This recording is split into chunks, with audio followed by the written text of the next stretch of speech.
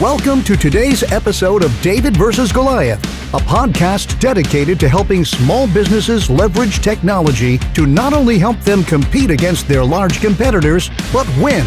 Your host is currently the CEO of Anthem Business Software, a three-time Inc. 500 recipient, and a serial entrepreneur with a passion to help small businesses everywhere find, serve, and keep more customers profitably.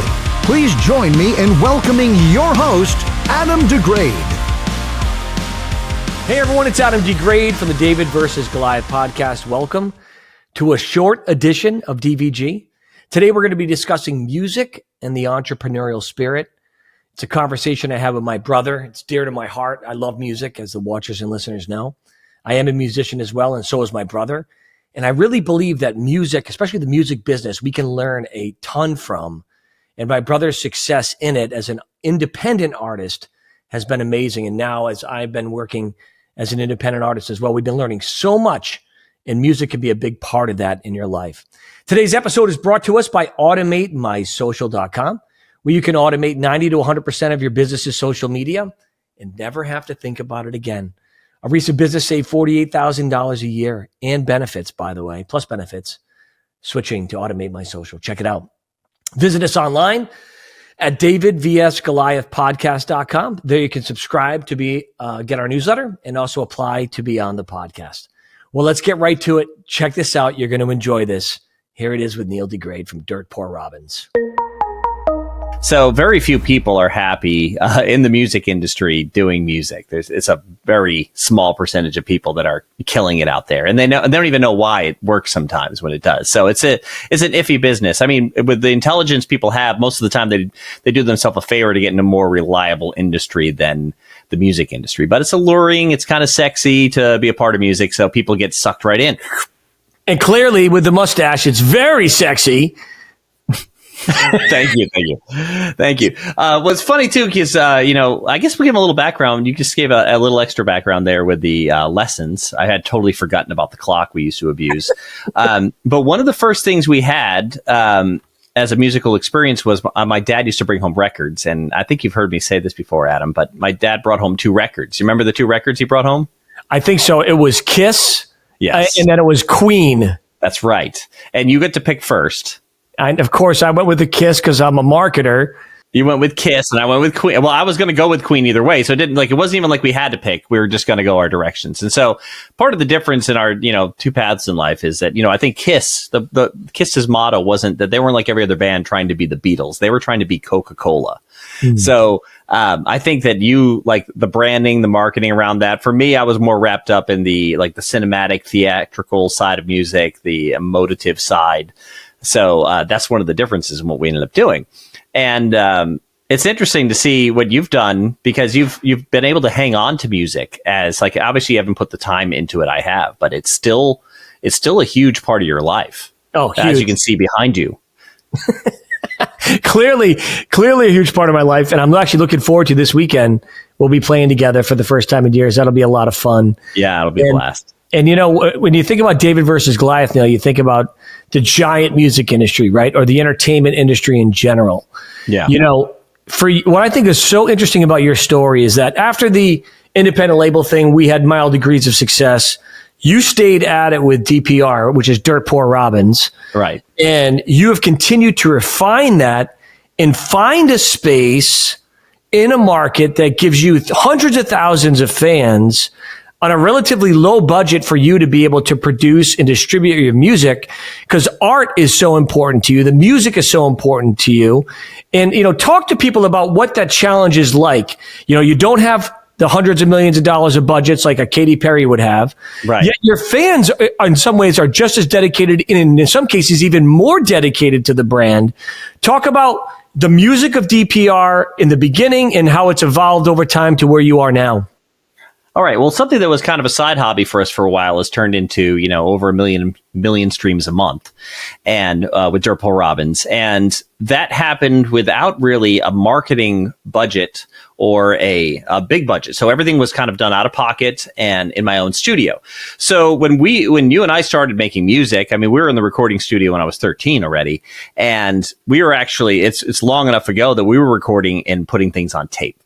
And but I was hungry to learn everything from the engineers. I mean, like a hunger to learn is really going to go a long way when it comes to an education. So I would just drive the engineers nuts. I would ask them questions. I would try to organize their effects. And it was a problem, but it was also a good problem I was causing because I was learning at their expense and patience. And we'll be back in a second. Here's a quick break from our first sponsor, Automate My Social. Do you own a business? Do you have or need a social media presence? If you are like most businesses, you spend either no time or too much time and money on your social media strategy, spending thousands of dollars per month only to get mediocre and inconsistent results. This leads to frustration and, in some cases, sleepless nights. Introducing AutomateMySocial.com. Automate 90% of your social media and never have to think about it again. That's right. Automate your business's social media posting and strategy like forever. Automate the essentials and customize only what's needed. Save time, save money, and get better results with AutomateMySocial.com. Our patent-pending technology gives you the ability to automatically create your social post and distribute them immediately, like in seconds, across all your social media platforms. Stop the madness of paying someone to create, post, and manage your strategy, and let our software do the work, so you don't have to. Oh, and if you're an agency or social media manager, you too can let our software do all the work, and you can get all the credit. It will be our little secret. With AutomateMySocial.com, you can have it all. It's easy to use, never complains, and never asks for time off or more benefits. See this amazing new software application at AutomateMySocial.com. If you own a business or manage client social media and want to save time, energy, money, all while increasing your return on investment, then let's get this party started at AutomateMySocial.com. Let's get back to the interview with Neil DeGraide now. But we had to adapt a lot. So we started out in 80s hairband stuff and kind of like on the edge of metal sometimes, or, if Kansas was around still in the late 80s, that was kind of like our sound.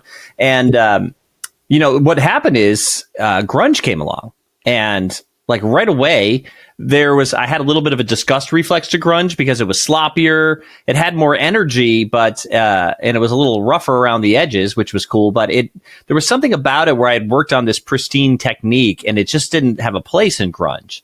But that was my first encounter with a major change in style of music, where it's like, I'm doing one thing and the thing we were doing was dead in a year. As soon as grunge, there was no one was signing any of these hair bands. I mean, we were super young, so it wasn't like we were in trouble, but they weren't signing these bands. And I got really curious because I started to focus on my favorite songs and favorite grunge bands and what that new genre that emerged, what kind of opportunity it afforded me. And I remember, so I started wearing corduroys and and flannel shirts and stuff, and grew my mullet out.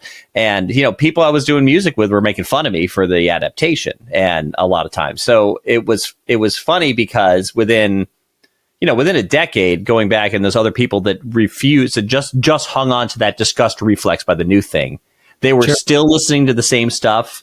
They, this is not a bad thing, but the ones that stuck with music were music teachers. I think that's a wonderful profession. It wasn't my goal. And that wasn't their goal either. So everybody had kind of settled into something less just because they had this new thing came along, and they defended their old thing for the sake of the chance to grow. Now, grunge didn't last forever either, so that was great. So there's been probably about 30 times I've had to adapt my approach over the years, but it wasn't like a forced adaptation. It was something I'd learned about how to see the new thing for what it was and what opportunity it gave me, meaning that whenever there was a new thing came along, it's because there was an older thing that was getting a little played out, and the new thing was going to be it had more to do with the energy of where people were at, and also offered me something new and fresh to dive into. So adaptation was key to get to this point. Now, adaptation is the key. Adaptation is the key to everything, right? I mean, even in small business, if you're doing something and you're banging your head against a wall and the market's moved on from that, you have to find that space that is yours that people want to be a part of, right? And I was talking a couple of weeks back to Jessica Kendrick. It was last week, actually. And she said that she created her business out of a lifestyle that she wanted to have. She thought it would only be her. What ended up happening is other attorneys wanted that lifestyle because she found a space, created the space. They wanted to join her in that space, and they did join her in that space. And there you have it. Before we close out the show, great advice from Neil, by the way. You have to adapt. You have to adapt to market conditions. You have to adapt to changes. You have to not have blinders on. You have to see what's going on around you and change and adapt your business to be successful. And in closing, I'd love to leave you with a little segment of one of Dirt Poor Robin's songs. Enjoy it, and we'll see you next week on David versus Goliath. After all, this is who we are. Made of dirt and made by stars. In the blink of an eye, we'll be undermined. When they bury our graves in the sands of time. When they bury our graves in the sands of time. When they bury our graves in the sands of time.